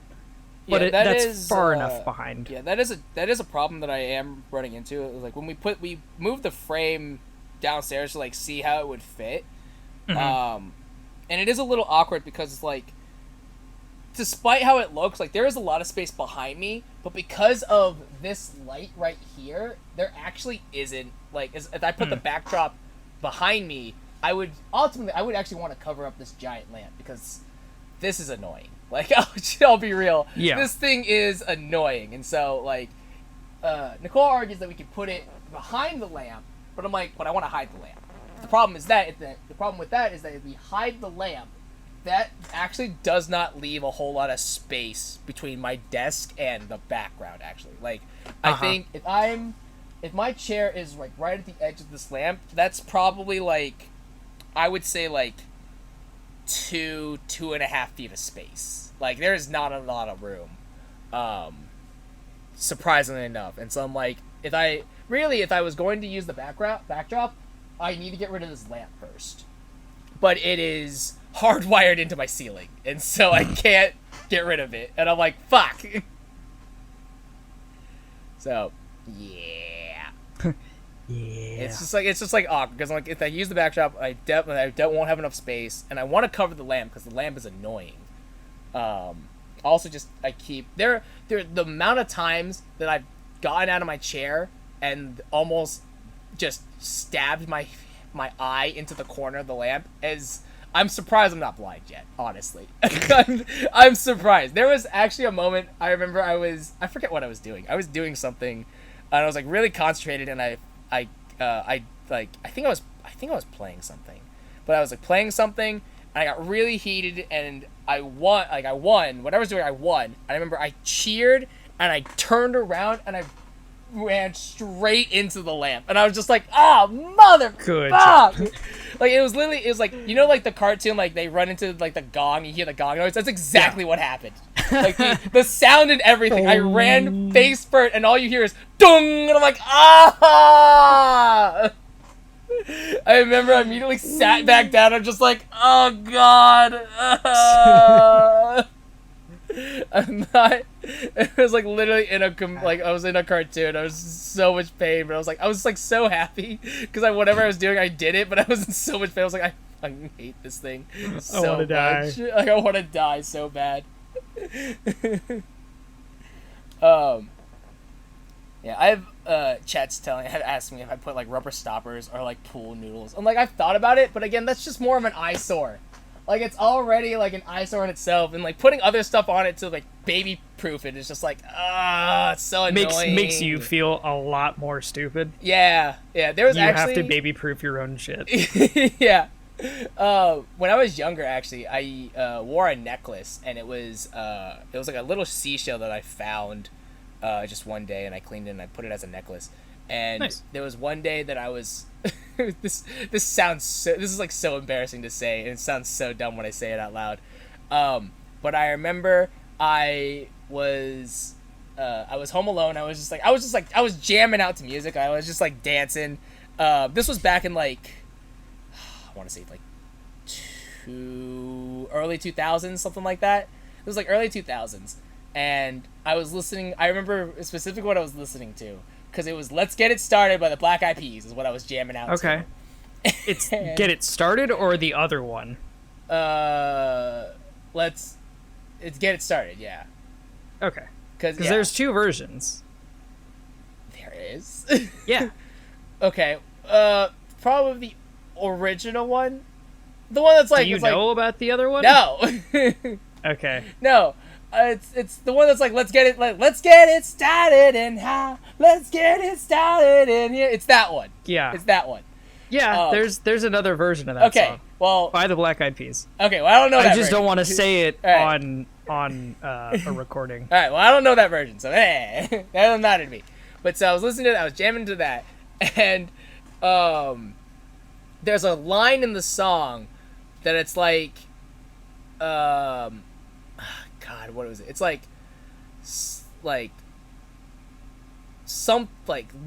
lose control or like lose control. Yeah. Like come on, let's get stupid or something like that. Yeah, like something like that. And I get remember into it and get stupid. Yeah, like get into it, get stupid. And at that line, I jumped, and my necklace came out from underneath my shirt, and it whacked me right into my eye. And it felt like someone had literally like come up point blank and like flicked me right into my eyeball. And I remember, I've definitely done that before. I was like clutching my right eye, and I was just like, pain. But I could not stop laughing because it was literally right at that line of like losers of like let's get stupid. I'm like, yeah. I feel pretty stupid. I got real stupid. Definitely don't feel smart right now. So when I can't remember if I was in college yet or not. I was at home, and my parents were out, and I went to go make myself some food, which was very rare for me. I was like making a sandwich, and for some reason I was like, hey, I'm just gonna do a squat. Like, I'm going to do a couple squats, just kind of loosen up. And I came down really hard and really fast on my my elbow. Oh. And I pinched a nerve. I came and I hit my knee, like, on this really tiny, like, spot right here on my elbow. And it pinched a nerve or something. And my arm was on fire. Oh. And I had never, and to this day, have never felt more intense pain than that. Like, I was on the ground actively screaming, and I have never done that before. Jesus. I never want to ever feel that way again. Dude, it was so bad. Oh. Yeah. I've done a lot of really dumb shit at my house. One of my old houses. Just... I've dropped weights on my feet, on my hands. When I was in high school, I was hanging out with my, at the time, girlfriend, I think. I skipped my class to go to her weight training class, and I was like, hey, I'm just going to chill here. The weight training coach, he knows me, he likes me. So I wasn't showing off, which was super weird because that seems like something very much like me. And I had like 35-pound dumbbells. I like that you and had I was to just preface it saying I wasn't showing off. I actually wasn't showing off. This is super weird because that sounds like a total thing that I would do. And I was always super careful about like moving stuff out of the way. And the one time that I wasn't, I had 35-pound dumbbells. I was doing dumbbell press. or yeah, and I came down harder than I usually do, and instead of dropping the weights, I was trying to put them on the ground with my hands, and I smashed my finger between both of the weights, and I almost passed out from the pain. Yeah, don't do that. And the other thing about these weights is that they're not the kind of rubberized ones like you see at most gyms. They were pure metal. These are like pure. Oh. Yeah, they were completely metal, and I was like, I want to die. Ouch.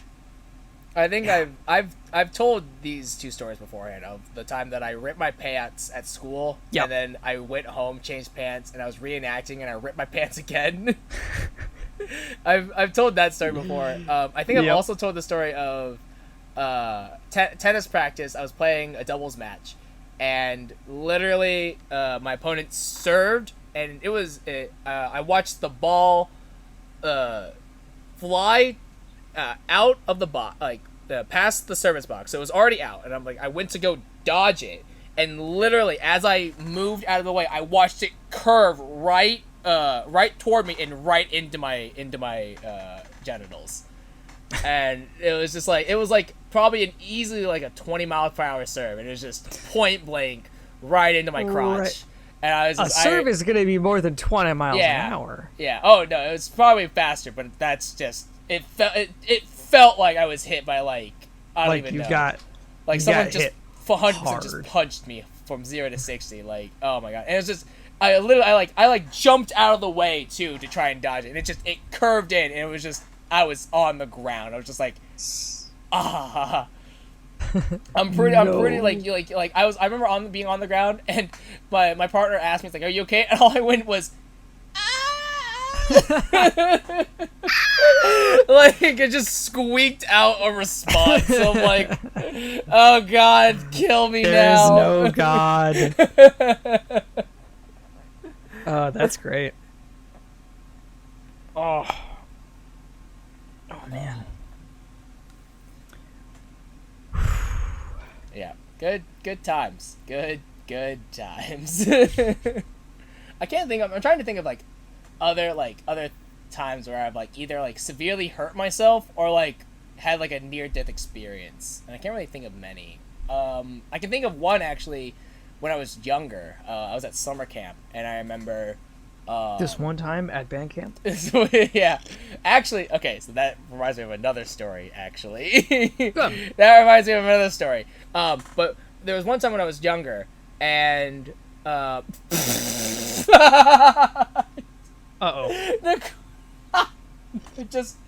just sent me a message in chat, and it just says, "I accidentally closed the car door on your head once."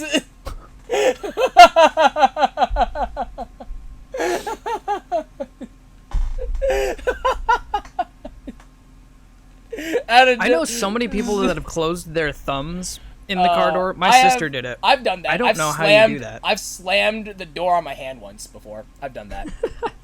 Yep, I've slammed my house door on my hand once. But anyways, so when I was younger at summer camp, it was like me and my friends. We were all just chilling out, maxing, relaxing, all cool. And I remember this was like one of those moments where like if in an alternate reality I died, like for sure. Like this was one of those moments where like in an alternate universe I absolutely died. Where like literally I walked away to go get like a drink at a drinking fountain, and I'm walking back, and I'm at the drinking fountain, I'm getting a drink of water, and one of my friends is behind me waiting for me. And so I finished drinking, and I turn around and start walking back, and I'm just looking at the ground, just walking, just whatever. And I minding see your own business. Yeah, minding my own business, and I see a quarter on the ground, and I'm like, oh sweet, a quarter, and I bend down to pick it up, and literally as I pick it up and I bring myself back up, I hear just a loud like thunk. And I look right in front of me, and there's this giant, like, jagged rock right in front of me. And I'm like, well, that was weird. And I turn around, and one of my friends has this look of, like, holy shit, I almost just killed a man. Like, that's the look on his face of like, oh my god, I almost just killed somebody. And I turn around and I go, what happened? And he goes, I was throwing a rock at you as a joke, and it just arced, and you bent down right at the perfect moment, and it was, if you had not bent down, it was gonna immediately go into the back of your head. Like, 100%. I'm just like, why would you do that? And he goes like, I didn't think I was gonna, like, I didn't know it was gonna be, I didn't mean to throw it that hard, it just sort of happened. I meant it as a joke. And I'm just like, you literally almost killed me. I'm just like, literally, if I had not seen the corner, I would have actually, like, either died or been severely injured. And I'm just like, what a crazy twist of events of, like, I can't believe that it's, like, picking up a quarter just saved my life. I told you about when I got hit by a taxi, right? No, what? Twice. No. Twice in one day. No. Yeah, so it was when I went on my trip to New York. We went to New York, Boston, and Virginia. During the summer after my 8th grade year. Okay. And I hate New York. Nicole by the way, asking you, was it the same taxi? No. Okay, it's different taxis. I don't. In all honesty, I don't know. Oh, okay. I don't think it was because I was in a completely different part of the city. I also want to say I did keep the quarter. I did keep the quarter. Oh, we're gonna have this to remember. Yeah. So I was in New York. That was the one day that we didn't have any tour guides or anything. Mm-hmm. It was my teacher who was the one who organized this whole thing. He had been doing it for years for all of the graduating 8th graders, whatever you want to call it. And he's like, everybody just go have fun. We'll meet back here. Say to a bunch of groups of 8th grade children, go around New York City. Groups of 8th grade children and have fun. Who had no adult supervision. That's exactly what you say to those kids in New York City. So I think originally it was like, hey, you guys can go in 3 different groups, and each of these groups will be headed by an adult, and everyone broke up. I went with a group of 3 friends, or no, 5 friends. There was no adult supervision because one of my friends, I think she convinced one of the chaperones. She's like, I used to live here. I know this area. Oh my God. God damn it. Yeah. Well, she actually had grown up in New York, but she hadn't been there since she was 5. Oh, good. So how do you really know the area of New York at 5 years old and remember it by the time you're almost 14? Yeah. Anyway, so I grew up. I live in Portland, and we follow traffic laws here. Let's say that. And so we were all walking in New York. It was probably 2:00 or something, and we're at a crosswalk, and it turns red, and everybody starts walking, and I'm like, no, I'm not gonna go. And my friend's like, no, you have to go. You have to move with the traffic. No. And I'm like, no, I'm gonna stay here. And then I waited. No. I waited for it to turn green, for the walk sign to go on. I step off 2 steps, and a taxi just rams right into me. Oh, I'm my like, God. Are you serious? Wow. I mean, it was because he was turning left that I did not get annihilated. Oh, wow. I basically hopped up onto the hood. I was like, are you kidding? Jesus. And he starts yelling at me I had the right way. What? And then later, so probably about 4 hours later, as we're supposed to be coming back, I think we were exiting Chinatown. Okay. Or I was either Chinatown or Little Italy, and we were coming back out, and we were going to go back up and meet with all of our chaperones and be like, hey, we're going to go to the Hard Rock Cafe or something. I think that was what the ultimate goal was. Okay, yeah. And I don't remember the circumstances that led to it, but lo and behold, I got hit by another goddamn taxi. It's probably because you got hit that you don't remember. Yeah, probably. It's probably why you don't remember. Twice in one day, I got hit by a goddamn taxi. What the hell? That's Well, I mean, so, I can't say awesome because it's really sad, but like, it's pretty metal. That's pretty hardcore. Not gonna lie. You would also expect somebody who has been hit by a car twice in one day to be a lot more careful about crossing the street. You think, yeah. I don't care at all anymore. Like, I will sit and wait at a crosswalk. If I see absolutely no cars, then I'm going. But in the neighborhood that I grew up in, and I think I've told you this story before, the neighborhood that I grew up in, there weren't a whole lot of stop signs. Oh, yeah. It was basically a bunch of four-way intersections, and then people would just be like, there wasn't a whole lot of traffic, so you didn't have to worry about it. So for the most part, a car would just keep driving, and if they encountered another car, it was like, hey, you got here first, okay, you go. Normal four-way intersection. Yeah. And so I would read a lot when I'm, my grandparents lived 3 blocks away, so I would always do my homework at my grandparents'. So I would read on the way to my grandparents', or I had a bunch of friends who lived in the same neighborhood. Yeah. Nothing was outside of 20 minutes away from me, a 20-minute walk that I needed to get to. So I would constantly read, but I would never look at the road. I would constantly be reading as I was walking, and I would only listen to incoming traffic. Yeah. And then Priuses started being a thing. So I actually had to start silent worrying. Killers. Yeah, exactly.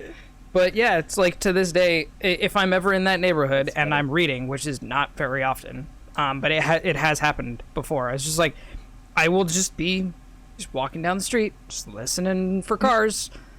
If I hear a car, I'll stop and I'll get 30 more seconds out of reading or something. I don't know. I did not learn my lesson. You did not. That did not happen. No. But I haven't gotten hit by another car. There you go. I've nearly been plenty of times, but it wasn't because I wasn't paying attention. It was because cars are just dicks. Yeah. Real quick. We're about 2 hours now, so yeah. I think we should definitely wrap up. But real quick, I'm going to tell the story that reminded me of for band camp. So this one time at band camp. This was actually my first year going to band camp, and this is actually, I want to say, let's see, I graduated in 2012, so this would be in 2008. Yeah, I think it was around 2008, 2009. My school, the way we did band camp was we actually used to go to a college campus, actually. And we would use like their practice field, and we would actually live in their dorms for a couple weeks. And it was the dorm rooms, how they were situated, at least the ones that we were in. It was 2 separate rooms with 2 people in them each, and then they were connected to a bathroom together. Okay. So 4 people shared a bathroom. And me and my buddy Mark, we were rooming together. And so we get into our rooms, we put our stuff down, we're kind of getting situated, and Mark's like, hey, I'm going to use the bathroom real quick, is that okay? And I go, yeah, that's fine by me, go ahead and do what you need to do. And he's like, all right, cool. So he goes into the bathroom, I'm unpacking stuff, and all I hear is a loud thunk, and followed by a, dude. And I'm just like, Mark, we've been here for less than 5 minutes. For the love of God, please tell me you did not already break something. and he goes, okay, I guess I just won't tell you then. And I'm just like, I'm just not gonna say anything. Okay, what did you do? I have to know what you did. I go into the bathroom, and he went to, what happened was he flushed the toilet, and he was going to put the toilet seat down, and he let go by accident. He just lost his grip, and it fell. And so now you look at the toilet seat, and there's just this giant crack in the toilet seat now. And it's not even like a hairline crack. It's like literally, if you were to take the toilet seat off, it's no longer a circle. It's now a horseshoe, because there's just this space in between the 2 pieces now. And I look at him and I go, Mark, what did you do? He goes, it's not my fault. I didn't mean to let go. I didn't think it'd break. I'm like, it is your fault because you let go. It's absolutely your fault. Absolutely his fault. And we're just like, and so I'm just like, okay, whatever. We'll just, because like the way that it worked was when we were supposed to leave, is that they do come to inspect your room to make sure you didn't trash it. And they told us this beforehand. And so in my head, I'm just like, fuck, like, okay, I mean, there's obviously no way for us to hide this. Like, there's literally no way to hide this. We're just like, I mean, okay, we're just gonna play it off. Like, if they see it, we'll own up to it. If they don't, it's a don't ask, don't tell situation. Like, we're not gonna optimally volunteer that we broke a toilet seat, but we're also not, like, if they call us on it, we'll tell them. Sure. So, fast forward through, actually no, this was also, so like, later that evening, this is two stories tied together. Later that evening, we're getting ready to like take a shower and stuff like that and like get ready for bed. And, Mark's unpacking stuff, getting ready, and he's like, hey, do you have an extra towel that I can borrow? I actually forgot to pack one. And I go, oh yeah, sure, no problem. I go into my luggage, and I'm like searching through, and I'm like, oh, it looks like I also forgot to pack towels. Whoops. Oopsies. And we're like, oh, well, this is awkward. What do we do now? And I'm like, well, worst comes to worst, we can just use toilet paper, I guess. Are you? But that's worst case scenario. So we go next door to our friend pretty Eli. bad case scenario. Yeah, it's a pretty bad case. So that's like we go to we go next door to where our friend Eli is staying. And we're like, Eli, you're always prepared because you're smart. Do you have an extra towel or two? Because five. Or five. Because we may have forgotten. He goes, yeah, sure. Let me check. And he's like, okay. Good news, bad news. The good news is I got an extra towel. The bad news is that it's a hand towel. So, and like he holds it up to us, and we both kind of look at it, and he's like, so you could use it, but you're gonna have to share. And we look at it, and we look back to each other, and we look back at it, and we're just like, okay, ground rules. You can dry anywhere except for the lower waist. And he's like, and my Mark's just like, it's fine by me. And I'm like, all right, we never speak of this ever again. This is what's happening. We're never gonna talk about this ever again. And I'm like, all right, fine. So that happened for the like week and a half that we were there, and then it comes to, we're packing up, we're getting ready to leave, and they come to check our room. And so the chaperone comes in, she's checking everything, she's making sure that, you know, everything's in its place, nothing's broken, specifically. And they're just like, yeah, all right, like, we're answering just like a couple questions. I'm like, yeah, okay, everything looks good, you guys should be free to go. And we're like, all right, cool, awesome, thanks so much. And then so we pack up our stuff, we sprint out of the door, you know, very not suspicious like, and we leave. Fast forward a couple months later, like this is the middle of the school year, there is a weird rumor that goes around that apparently one of the dorms at the college that we stayed at for band camp mysteriously had a weird crack in the toilet seat. There was a very strange rumor that went around, and someone told us about this, and they're just like, yeah, like, did you hear about that? And we're like, no, what? This is gasp. This is news to us. How strange. Do we like? But who knows? Maybe that crack's been there this entire time. Like, no. Apparently, it happened when we had band camp there. We're like, what?